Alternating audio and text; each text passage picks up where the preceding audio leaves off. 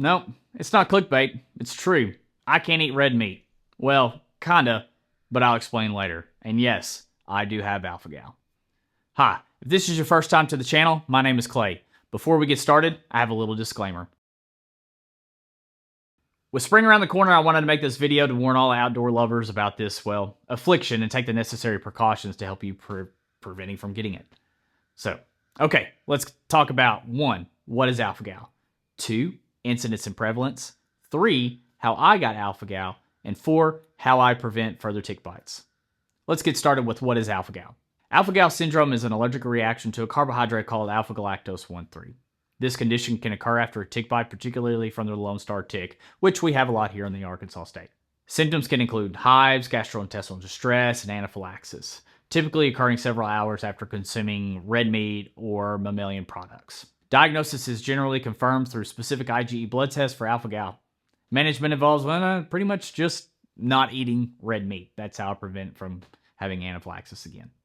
Point number 2, incidence and prevalence. Let's start off by defining these two words. Incidence is the occurrence, rate, or frequency of a disease, and disease prevalence, it refers to the proportion of a population that has a specific disease at a given time.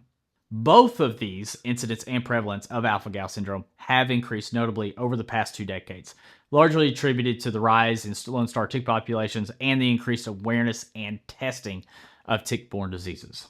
Incidence. Initial cases of alpha-gal were identified in the early 2000s, with significant increases reported in the U.S. since 2009. For example, a study found that between 2008 and 2013, cases rose dramatically, correlating with an increase in tick bites. A more recent study indicated that as of 2021, over 50,000 cases had been reported in the U.S., reflecting growing recognition of the syndrome among healthcare providers. Prevalence. Prevalence estimates suggest that approximately 3% of the U.S. population have alpha-gal syndrome, with higher rates observed in regions with high tick exposure, such as southeastern and midwestern United States. A survey conducted in Virginia reported that around 30% of people tested had detectable IgE levels specific to alpha-gal, indicating a significant presence of sensitization in that area, meaning that people tested positive but didn't really have symptoms of it. Now that we've talked about what alpha-gal is, its incidence and prevalence, and how it's on the rise, let's talk about how I got alpha-gal. I returned from a turkey hunting trip from Missouri. I was surprised to the news from my wife that we were expecting our first child. That night, I discovered a Lone Star tick on my body in the groin area. And at this time, I didn't think anything of it. A month goes by, and I start to feel like I'm coming down with an illness. I go to my doctor to get checked out, but all general blood work and everything comes back negative. For the next year and a half, I visited multiple doctors, including GI, PCP, physiatrists, receiving multiple tests, including EGD, tons of blood work, ultrasound, MRIs, with all of them coming back and me still feeling awful. My wife suggested that I don't eat enough calories in a day, so I started ramping up my caloric intake by eating more red meat and pork, and little did I know that this was fueling the fire. I ate a hamburger loaded down with bacon. 4 hours later, I get home and I just get hit with this feeling that all the energy was just sucked out of my body. My stomach was on fire, my head, my feet started to tingle, and 5 minutes later, I noticed little tiny itchy spots all over my body. I knew I was having an allergic reaction, so I ran downstairs and got a Benadryl and took it. I took myself immediately to an urgent care, was diagnosed with anaphylactic reaction, and was referred to an allergist. Whenever I got to my allergist, it took him all but 5 minutes to recognize that I had alpha-gal, and he confirmed it with IgE blood work. Anything over 0.1 is considered an allergic reaction to alpha-gal, or that you're going to have alpha-gal. I was 2.1, so I definitely had it. Today, I'm 1.1. So, what meats do I eat today? Well, mainly fins and feathers. I am able to get back to some red meat, up to a certain, I measure it in grams, how many grams I can eat in one portion, but I need to be near a bathroom or not have anything going on the next day if I'm going to eat red meat. It's probably a little bit too much information, but mainly fins and feathers. Pork is a hard no. I cannot eat any more pork. It is the worst food poisoning reaction that you're ever going to have.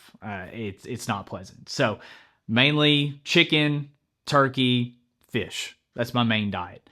And I'm going to stick to that as probably 90% to 95% of my diet right now, and then supplementing with some red meat as I just feel like that I can. How do you prevent tick bites, and how do I prevent further tick bites? Well, there's 4 main things that I do to prevent tick bites. 3 of them are purchased, and I will put them down in the description. It's an Amazon affiliate link. I may or may not make commission off of it, but I have to tell you that anyways.